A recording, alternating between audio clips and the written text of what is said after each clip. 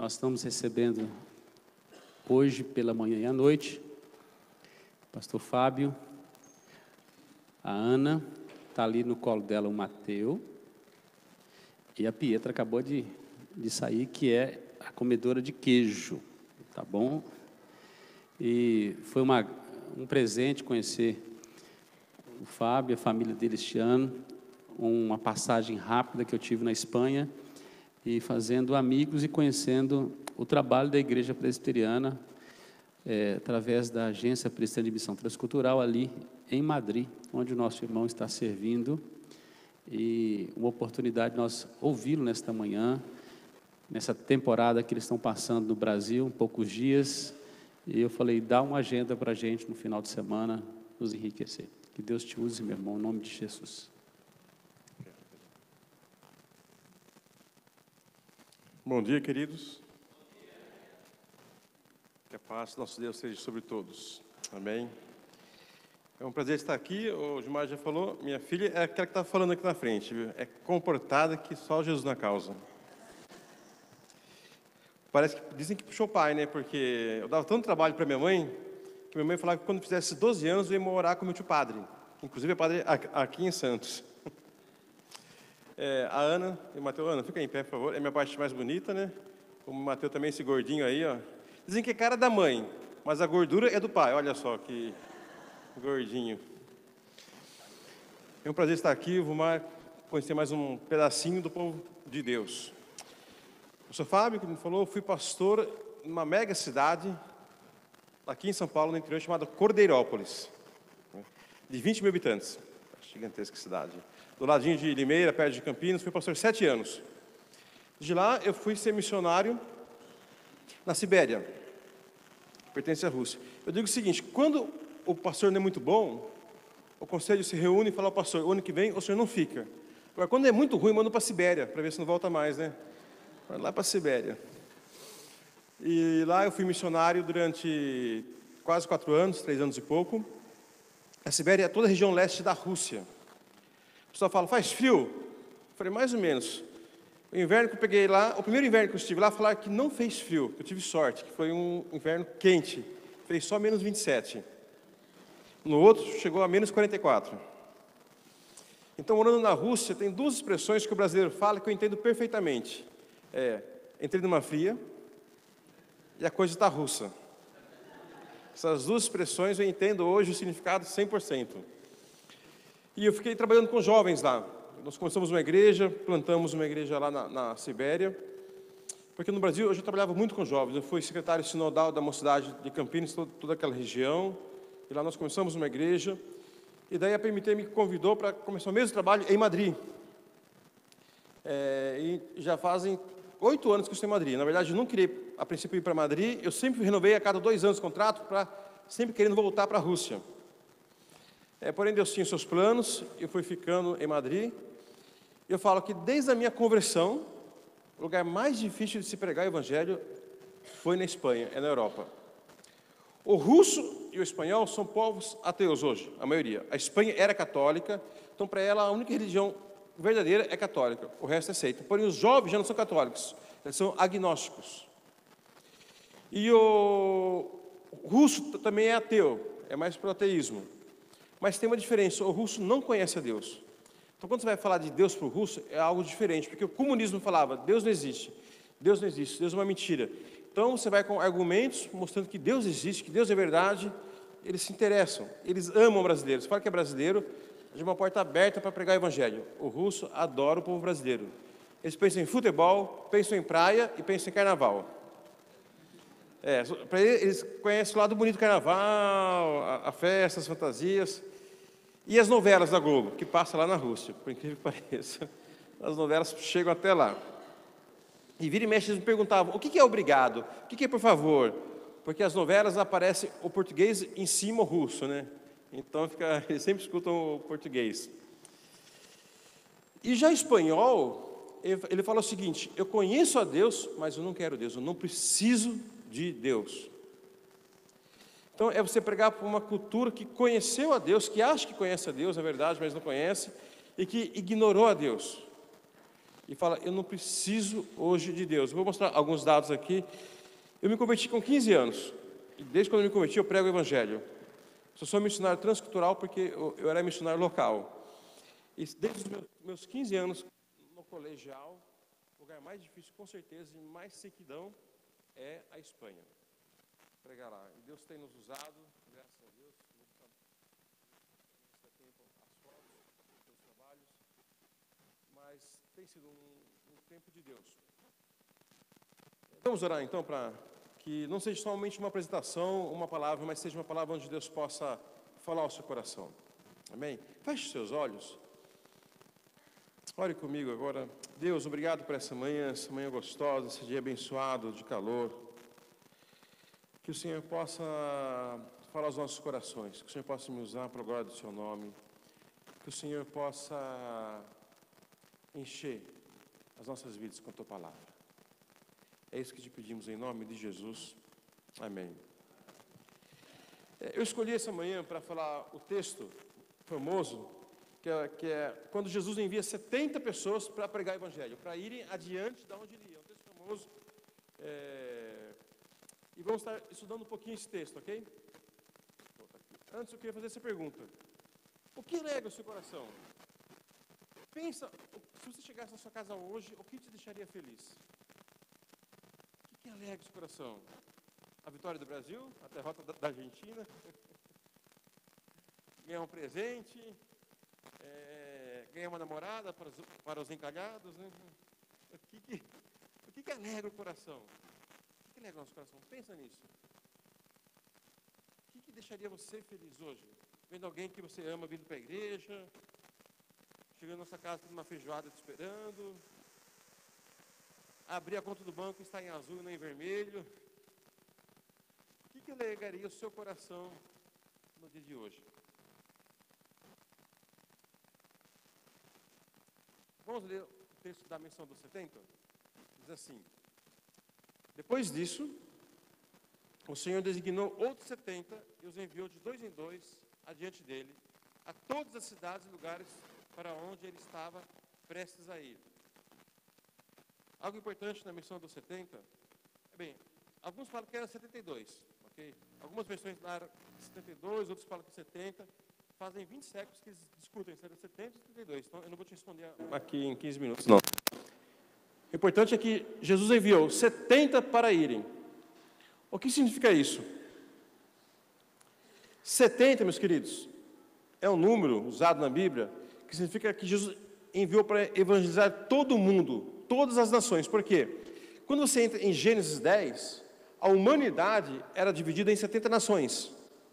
Lá, as descendências depois de Noé, foi dito que o mundo tinha 70 nações. Então, quando você vê o número 70, é uma representatividade, possivelmente, de que Jesus está falando, olha, todo mundo tem que ser evangelizado. Todo mundo. Tem gente que fala, mas tem tanta gente aqui para ser evangelizado, porque vamos gastar dinheiro, vou investir, vou mandar missionário para fora. Meus queridos, é simples, porque primeiro que é uma ordem de Jesus, ir por todo mundo e pregar o evangelho a toda criatura. Imagine se os discípulos fossem esperar todo mundo em Jerusalém se converter para saírem. O evangelho estaria morto já. Imagine se os americanos esperassem todos os Estados Unidos se converterem para enviarem Asbal Green Simonton para evangelizar aqui o Brasil e os outros missionários. Não teríamos cristãos no Brasil. Então, quando Jesus fala, a missão dos 70 representa que é para todas as nações. E é legal que fala, vão de 2 em 2, que significa a importância de caminhar juntos. É fundamental caminhar junto, não estar só no campo missionário, não estar só na pregação do Evangelho, não ser uma brasa única. Um dos motivos que a PMT resolveu que eu fosse para a Espanha foi justamente por isso. Na época eu era solteiro, a minha esposa, aliás, é brasileira, porque muitos pensam que ela é russa, né, porque é branquinha, loirinha, não, é brasileira.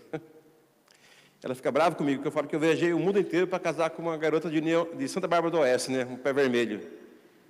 Então, por que você não casa com uma russa? Não, porque a melhor coisa estava lá, né?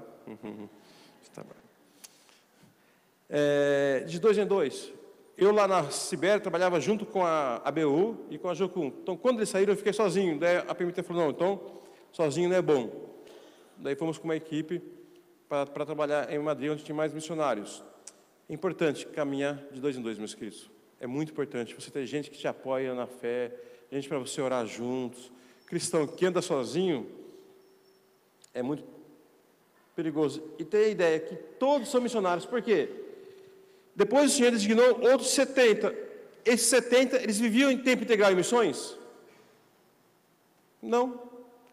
Sabe aquela viagem missionária que a igreja vai às vezes, vão para o sertão, fazer um trabalho de evangelismo, vão para uma cidade? Foi mais ou menos isso, esses 70. Não eram 70 pessoas que viviam em tempo integral. Eles se dispuseram um tempo, algumas semanas, para a pregação do evangelho. Eram pessoas que tinham o seu trabalho, pescadores e outras profissões da época. Eram pessoas que tinham suas vidas, suas famílias, mas que separaram um tempo para missões. A ideia também é a seguinte: temos que evangelizar todas as nações, e todo cristão tem sim que ser um missionário. Isso é importante termos na mente, ok? Então, Cristo, ele entra em todas as nações. O evangelho é em todas as nações, não é somente para o povo brasileiro, que precisa também, não é somente para os africanos que têm uma carência social muito grande, também é para eles, não é somente para os europeus que deixaram Deus de lado.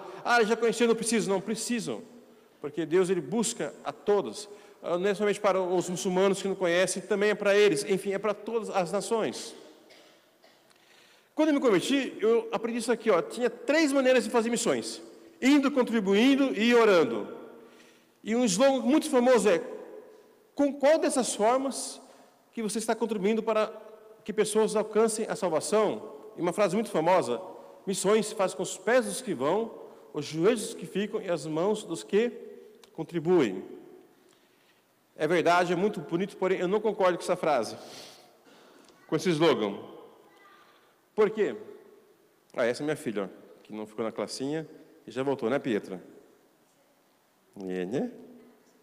Não, vai com a titia.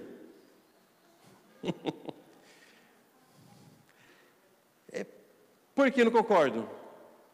Porque o id por todo mundo, o verbo lá em Marcos 16, está no gerúndio, é indo.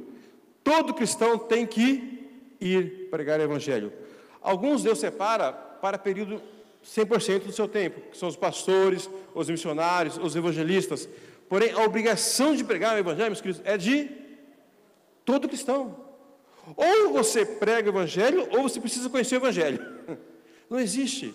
Eu falei, eu só fui ser pastor e missionário porque eu prego o evangelho desde quando eu me converti.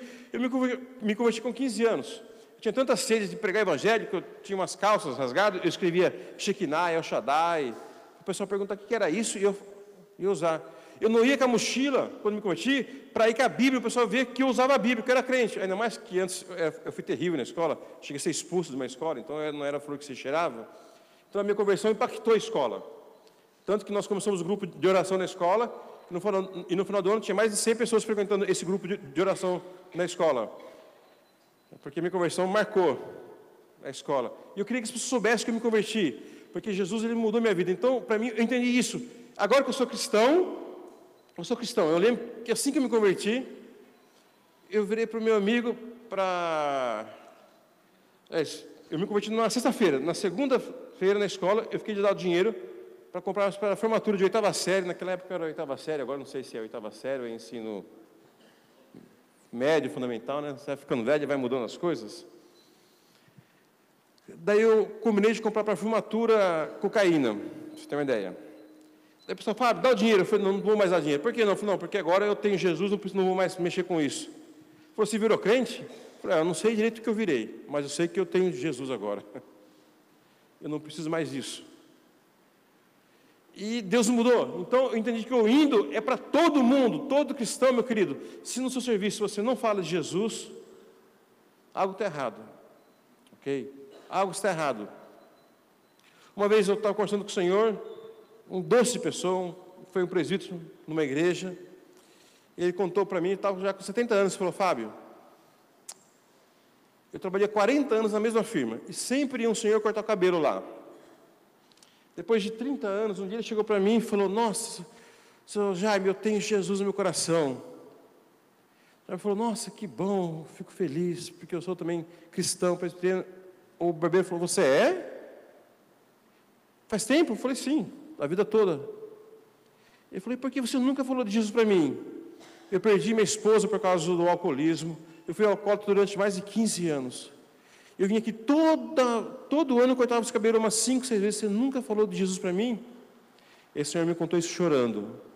Era boa pessoa, era um doce, mas não pregava o evangelho onde estava. O cristão tem que entender que a missão, ou ir, é para todo mundo. Então todo mundo tem que pregar, orar, todo mundo tem que orar. Se você conhece uma pessoa não cristã, se você conhece um missionário, você é obrigado a orar, meus queridos. Todos nós temos que orar por missões, orar pelo perdido. Tem gente que tem um dom e o tempo pode ficar 5, 6 horas orando. Amém, glória a Deus. O brasileiro não é muito ficar isso. Se fosse um coreano era mais fácil, né? Mas todo mundo tem a obrigação de orar por missões. E todo mundo tem a obrigação de contribuir com missões também. Não importa o quanto. Agora, missão evangélica que não é sacrifício, cuidado, ele falta alguma coisa. Faz falta alguma coisa. Uma vez eu preguei numa igreja, em Minas Gerais, em Contagem, do pastor Antônio Carlos Menezes, querido amigo, que um dia, ele tinha uma igreja desse tamanho, mais ou menos. Ele reclamava que tinha uma boate na frente que fazia muito barulho para os irmãos orarem para Deus fazer um milagre. Era uma das maiores boates do Brasil, Mafunfo, em Contagem. 7.000 lugares. Durante a semana, alguém bate na porta da igreja, pastor, domingo o senhor estava reclamando que a boate estava fazendo muito barulho, eu comprei a boate para a igreja, E hoje a igreja se reúne na frente. Um dia eu preguei lá, tinha mais ou menos essa quantidade de pessoas, mas parecia que estava vazia a igreja, tamanho o espaço que tinha.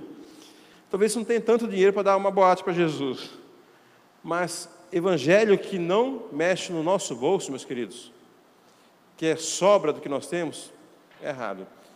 Então missões se faz de 3 maneiras: temos que ir, temos que orar e temos que contribuir, amém? Todos. Voltando para o texto, Elias disse, Jesus, a colheita é grande, mas os trabalhadores são poucos, portanto, peça ao Senhor da colheita que mande trabalhadores para a sua colheita. Vão, eu os envio como cordeiro entre lobos, não levem bolsa, nem saco de viagem, nem sandálias, e não saudem ninguém pelo caminho. Olha que forte, né? Parece... Aqui tem gente que nesse texto acha que o cristão tem que ser carrancudo, né? Não sauda ninguém, vai firme, não olhe para o lado, e tem que passar necessidade, né? Não levem bolsa, nem saco, nem sandálias, tem que ser pobrezito, calça rasgada, né? Deveria vir pregar com calça rasgada, terrinha no rosto. Não é essa a ideia do texto, ok? As pessoas não entendem o que esse texto quer dizer com isso. Primeiro, a colheita é grande, mas os trabalhadores são poucos. As pessoas têm que entender que todo cristão tem que ser um trabalhador. Todo cristão, como nós falamos, tem que pregar, tem que estar lá, falar no serviço, falar na escola.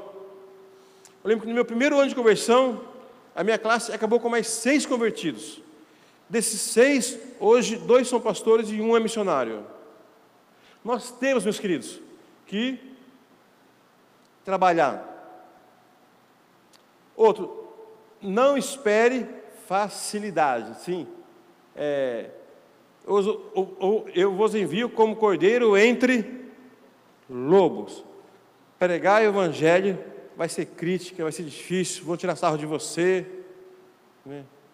Uma vez me falaram isso na Espanha, uma pessoa que estava evangelizando, falou, Fábio, você não acha que com todo respeito, você não acha que é uma idiotice você crer na Bíblia no século XXI?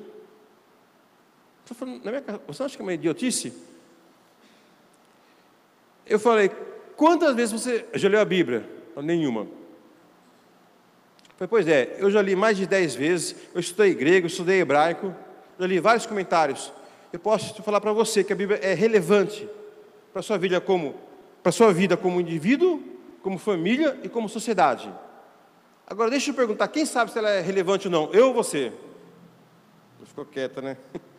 Uai, não leu, vem falar que não é relevante? Então nós temos que conhecer, quer dizer, mas as pessoas chegam aí e vão querer tirar sarro, escarnecer de você. Pregar o evangelho do século XXI não é fácil, mas temos que crer que Deus está conosco, né? as pessoas vão te criticar, vão ir contra você, mas temos que saber por que nós fazemos. E não podemos perder o foco. Okay? O foco. Quando ele fala aqui, ó, não levem saco, nem sandália, não saudam ninguém, não é que você tem que ser coitadinho. O que Jesus está falando é o seguinte: você não pode perder o foco. O saudar significava o quê? Você parar, entrar na casa de alguém, comer com a pessoa, dormir lá. Não, Jesus falou, ó, vai, não perca. Você tem que evangelizar. Quando ele fala para você não levar sandália e saco de viagem, não é que você tem que ser um coitadinho. Né? Não é para você dar uma de coitado, não é isso. O que está falando é o seguinte, ó, não carregue peso extra. Vai viajar com uma mala, vai correr com uma mala. Você fica, a coisa não anda. Né? Ele está falando, seja solto, não perca o foco, olha o objetivo. Então o texto aqui não está falando que o cristão tem que ser miserável, que tem que ser mal educado, não olhar para ninguém. Não é isso. Ele está falando, olha, não perca o foco. Até hoje, se você vai para a Jordânia, se você vai para o Oriente Médio, você vai saudar alguém, você vai entrar numa loja para comprar, você tem que dar 3 beijinhos na pessoa, tem que tomar um cafezinho, só para perguntar o preço de uma geladeira. Então, o saudar significava perder tempo. Ou carregar uma sacola, uma bolsa, sandália extra, capa extra, significava um peso que vai atrapalhar a sua caminhada. O que o texto está falando é que não podemos perder o foco, o objetivo para o que Deus nos chamou. Temos que pregar o Evangelho, temos que mostrar o amor de Deus para as pessoas. Não importa a situação, você tem que saber o porquê você está aqui, o porquê você está vivo. É não perder. Deus te coloca, Deus te dá situações na sua vida, você não pode perder. Eu me recordo que uma vez eu estava, antes de ir para a Rússia, eu fui em São Paulo, eu vivia em Limeira, eu fui para São Paulo para estudar um pouco de russo, comecei a fazer russo, e precisava pegar o ônibus. E por alguns minutos eu perdi o ônibus, às 5 horas.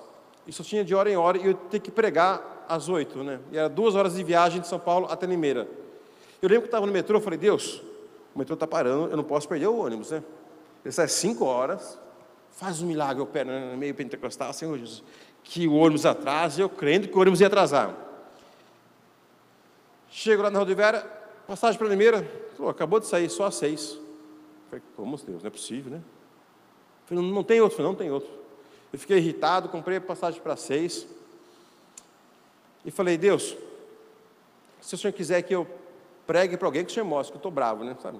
A gente às vezes quer fazer birra com Deus, né? Como se nós manipulássemos Deus. Daí eu sentei num restaurante lá no fundo, e tinha uma mulher na frente, com o telefone, eu vi que estava meio nervosa. Eu falei, Deus, será que o Senhor me deixou aqui para pregar para ela? Mas eu estava ainda bravo, que eu chegava muito em cima da hora do culto.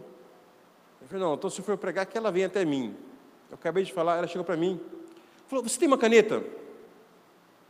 Daí ela sentou do meu lado, na mesa ao lado, eu percebi que estava falando com a mãe dela, e queria falar com o marido, com os filhos, e a mãe não passava, e a mãe estava chorando, ela queria saber o que estava acontecendo.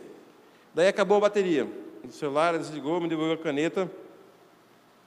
Falei, olha, eu não te conheço, eu vi que você está com um problema que você não pode resolver, e eu muito menos, mas eu sei um Deus que pode te dar paz no seu coração e pode resolver tudo. Então, se você quisesse, eu gostaria de orar por você. Ela falou, você é cristão? Eu falei, sim, sou pastor. E passei lá 40 minutos conversando com ela, evangelizando ela. E orei com ela. Ela falou, muito obrigado, eu posso agora viajar com paz no meu coração. Na verdade, eu estava angustiado. E quando eu te vi, eu vi que você tinha algo diferente. Por isso que eu quis vir pegar a caneta com você. Quer dizer, é uma situação que eu tinha que pegar um ônibus, meus queridos. Não tinha nada de que evangelizar, entre aspas. Mas o nosso foco sempre é evangelizar. Situações fáceis, difíceis. Eu podia ficar a manhã inteira contando situações que não era para evangelizar, mas que Deus abriu. Deus coloca situações em nossas vidas. A Espanha não é fácil. Essa foto do ônibus fui eu que tirei. Eu estava atrás do ônibus. Eu tirei essa foto, que fala o seguinte: Deus na igreja, nas escolas, história, arte e ciência, responsáveis políticos, as religiões fora das escolas. propaganda do ateísmo em Madrid. Falando, ó, Deus na igreja, não queremos aula de religião nas escolas. Do lado, a festa gay, que lá em Madrid, a nossa igreja está no bairro gay da cidade. É algo assim, que se eu explicar para vocês, você não vai entender o que acontece lá em Madrid nessa semana. Droga, Madrid é muita droga. Essa foto fazem 2 semanas, 3, que aconteceu. O novo primeiro-ministro, lá não tem presidente, é primeiro-ministro, ele se negou a jurar sobre a Bíblia, porque ele é ateu, ele quer tirar as aulas de religião das escolas, e agora começou em Madrid. Essa questão de ideologia de gênero, lá já faz tempo que existe. Para você ter uma ideia, os semáforos de Madrid mudaram lá do centro. É 2 meninos de mão dada, 2 homens de mão dada, com um coraçãozinho, propagando a igualdade de gênero. O semáforo é isso. Aqui é um vídeo, não sei se está para sair o som. É um dia, nas escolas, os meninos têm um dia onde eles se comportam como menina, pegam o nome de menina para aprender a andar como menina, brincar de brinquedos de menina. E as meninas têm um dia na escola pública para se comportar como menino, para aprender a ser menino. Para no futuro ela escolher o que ela quer ser. Essa é a realidade hoje de Madrid, onde eu vivo. O pessoal às vezes fala, nossa, Fábio, você tem sorte que você vai educar sua filha na Espanha. Eu falo, meus irmãos, na verdade, eu tenho medo, é por Deus para você educar seus filhos hoje e mostrar os valores cristãos, porque hoje são cercados de valores que vão totalmente contra a Bíblia. Pregar o evangelho lá não é fácil, é uma luta que todo mundo fala que você está errado. Para você entender um pouco o que é Espanha, né? Tem menos de 1% de protestante. Os jovens, como eu falei, são agnósticos. Agnóstico é que não crê em Deus, crê que pode existir alguma coisa, é tudo uma energia, é um pouco mística a coisa.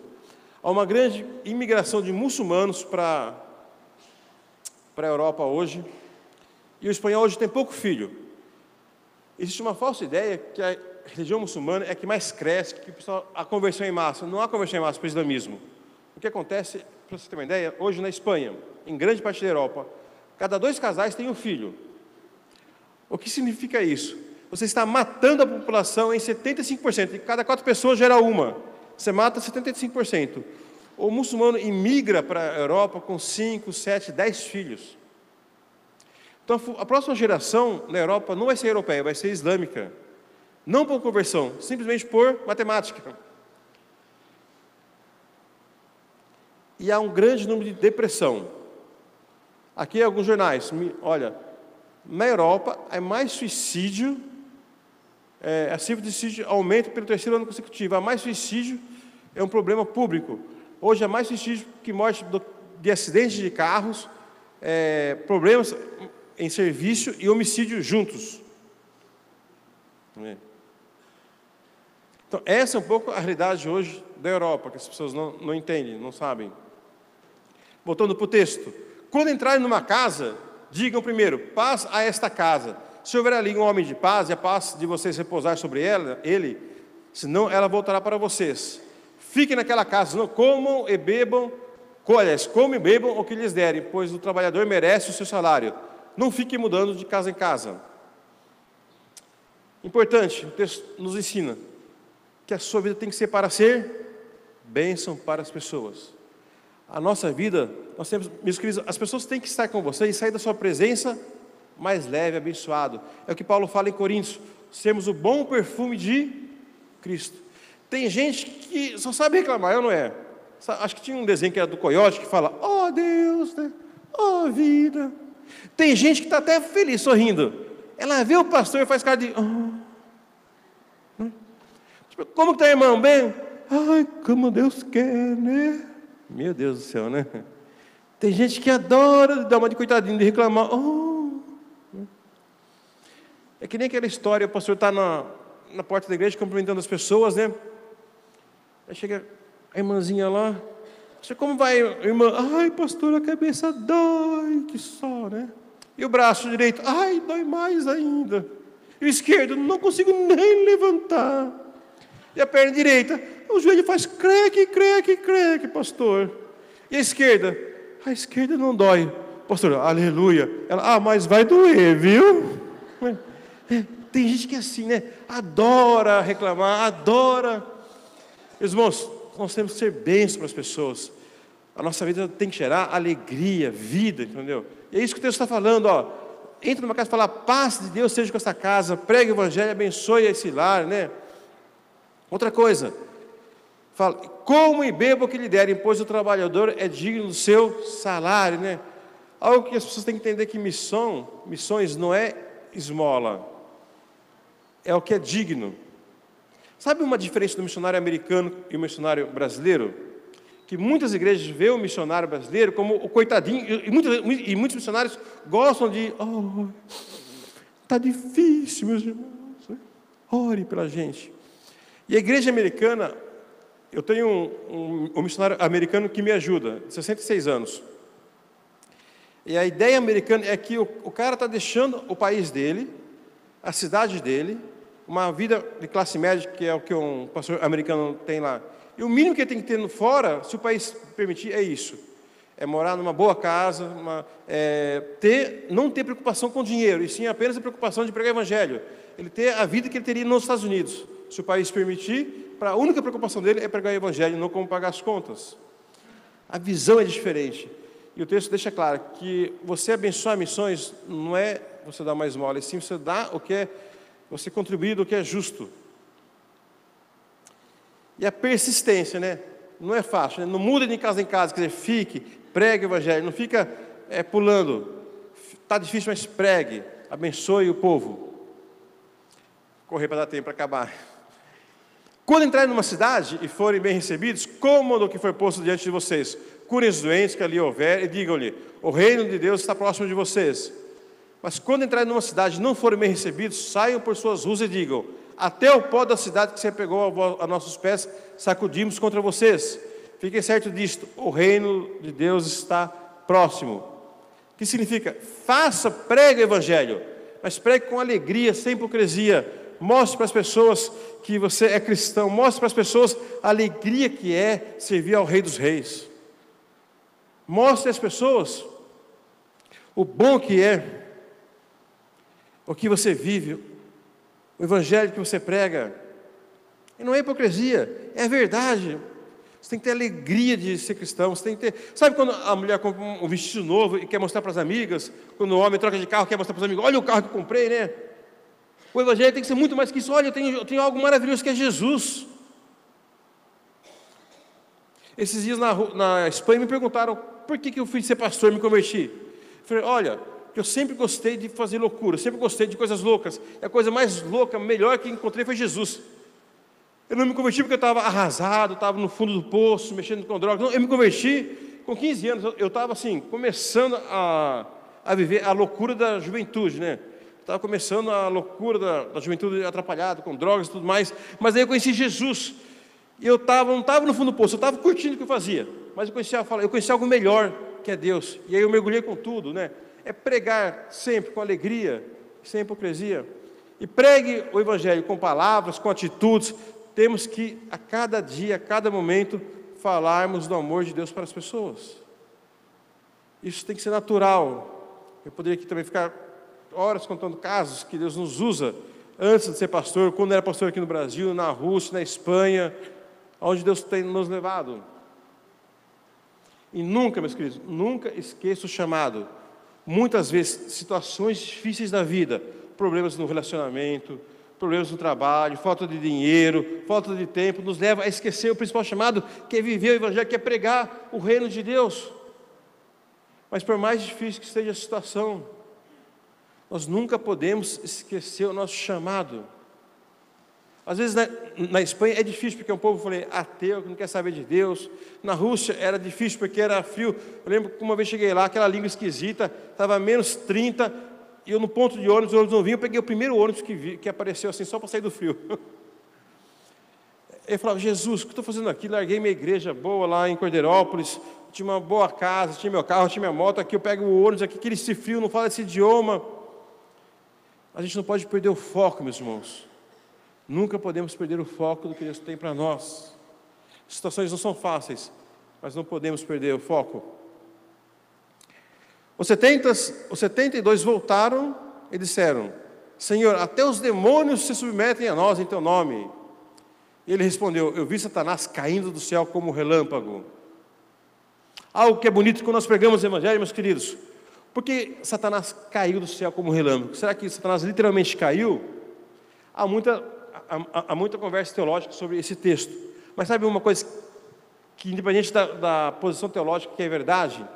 Quando o evangelho é pregado na vida para as pessoas, quando nós mostramos o evangelho de Deus, Satanás ele é destronado da vida de pessoas. Corações que estavam amargurados, corações que não perdoavam, pai que não perdoava os filhos, marido que não perdoava a esposa que não perdoava o marido, irmãos que não se perdoavam, pessoas que não perdoavam um amigo, corações amargurados, tristes, são libertos. Vidas que eram escravizadas pelo diabo são libertas. Pessoas que estavam indo para o inferno agora vão para o céu. Quando os 70 vão pregar o evangelho, corações são livres pela presença de Jesus Cristo.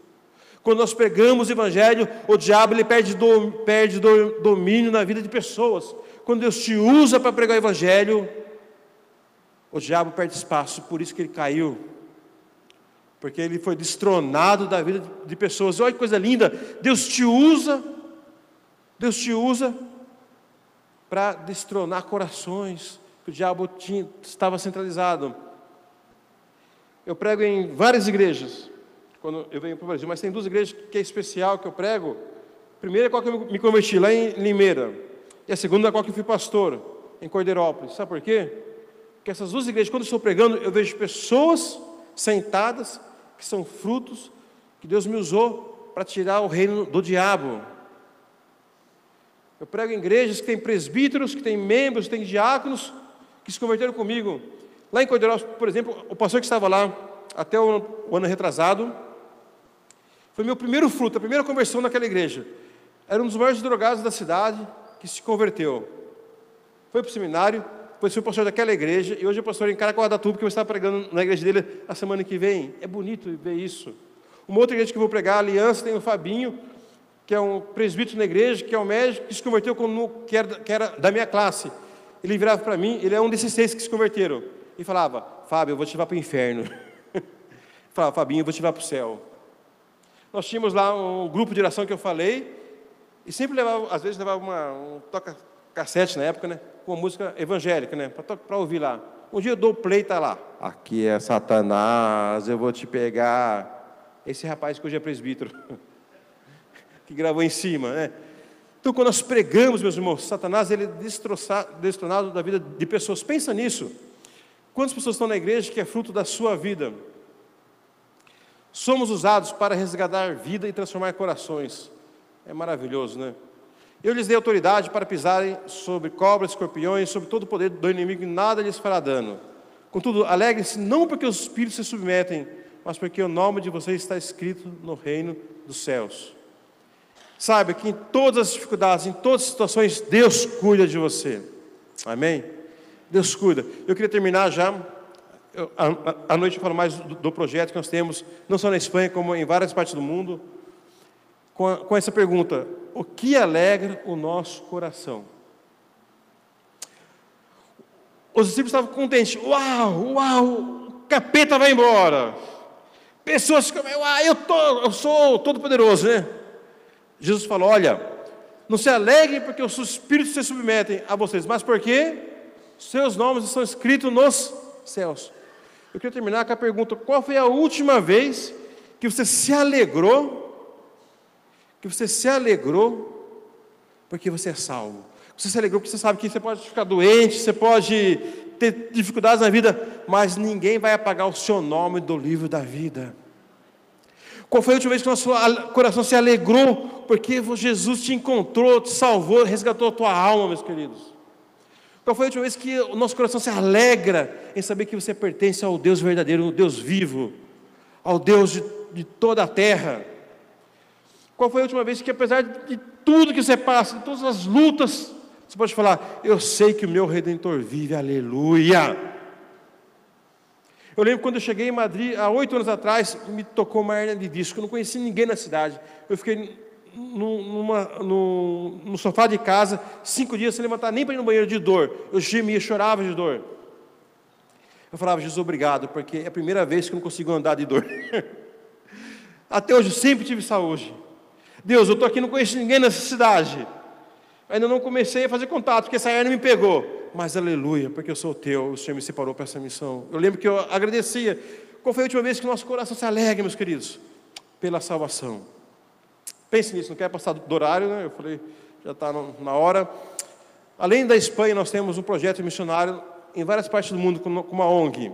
E à noite eu estava passando mais fotos, tanto de Madrid, como também do projeto que nós fazemos fora. Pastor, Deus abençoe, muito obrigado pela oportunidade. E temos aqui também um quadro, depois a minha esposa vai estar mostrando, sobre os projetos que nós fazemos em Madrid e no resto do mundo. Em Uganda, na Índia, no Oriente Médio, em Uberlândia aqui também. Para quem quiser ver, nós temos também esse folhetinho aqui, que é um resumo. Nós temos pouco, então se você tem realmente interesse em conhecer mais, nosso projeto está lá também. E o nosso boletim da nossa igreja, que nós começamos a fazer agora, que é um pouco diferente, para vocês verem como que é feito. Que presente, né, meus irmãos? Nesta manhã, sermos inspirados aí com a palavra do Senhor. Que desafio para nós, como igreja do Senhor Jesus. Muitas vezes estamos acomodados, não é isso? Recebemos o evangelho do sacrifício. Alguém um dia teve que se expor para pregar o evangelho. E nós, muitas vezes, nos omitimos diante das pessoas, diante das oportunidades que Deus tem nos dado. Que nesta manhã o Espírito Santo possa continuar nos despertando para valorizar essa salvação que recebemos em Cristo Jesus. A melhor maneira de valorizarmos é pregando o evangelho. A única ordem que Jesus deu para a igreja antes dele subir foi para a igreja fazer discípulos em todas as nações. Todas as nações. Deus vai colocar pessoas e oportunidades na sua mão. Você não pode deixar essas oportunidades passar em branco. Só dando um testemunho breve, eu passei lá praticamente um dia, né? Passamos juntos, né? Em Madrid, e meu voo para Israel, eu perdi os voos foram cancelados. Eu ia passar por Paris e os voos foram cancelados. E foi um desafio conseguir chegar em Paris e depois para conseguir ir para Israel. Eu tive que mudar de aeroporto e Deus colocou um português num táxi para poder me levar. E eu, por 1 hora, pude falar de Jesus para ele. Deus colocou, eu tinha noção, eu tinha certeza que Deus tinha me colocado naquele táxi para falar de Jesus para ele. Eu não perdi tempo, Deus me usou para falar do Evangelho para as atendentes do aeroporto, lá na companhia aérea. Enquanto ela resolvia meu problema de voo, eu falava assim: Deus vai te usar, filha, estou orando por você. E eu vi a mão de Deus o tempo todo. Precisamos caminhar, meus irmãos, dependendo do Senhor. Oportunidades Deus vai nos dar. O Evangelho não se prega com testemunho, se prega com a boca. Tá? Abre a boca e fala. O testemunho é natural. O crente que não está dando testemunho não tem o nome no céu, não é possível. Não foi transformado, não passou pelo novo nascimento. Então, o testemunho é o básico da vida cristã. A pregação é a obediência nossa em falar do amor de Deus. Vai ficar ali os quadros, o Fábio vai estar por aqui, se você quiser tirar dúvida, conhecer alguma coisa do projeto, tá bom? Logo após aqui, esse momento nós vamos orar, e logo após eu vou passar a palavra aí para o nosso superintendente, que vai encaminhar para a escola bíblica. Eu creio que deve ter uma mesinha lá com os informativos, para você tomar conhecimento, e o Fábio vai estar conosco também à noite, junto com a sua família. Vamos orar? Pai, nós te louvamos por esta manhã, por aquilo que o Senhor nos deu. Na verdade, é muito mais do que nós podemos carregar, Senhor. O Senhor possa nos ajudar, que o Espírito Santo nos faça lembrar dessas palavras durante a semana, aplicando em nossa vida prática, em desafios, e que nós possamos aprender a amar o Senhor sobre todas as coisas. Possamos, ó Deus, aprender a amar o nosso próximo, como a nós mesmos. Se nós amamos o nosso próximo, nós jamais vamos negar o Evangelho a eles. Nos ajuda, Senhor, nesta missão tão especial que o Senhor nos confiou. Obrigado pelo teu filho, que o Senhor usou nesta manhã, que o Senhor possa continuar usando e conduzindo este dia, abençoando ainda a nossa escola bíblica e tudo que vai acontecer nela. Te louvamos, te adoramos em nome de Jesus. Amém.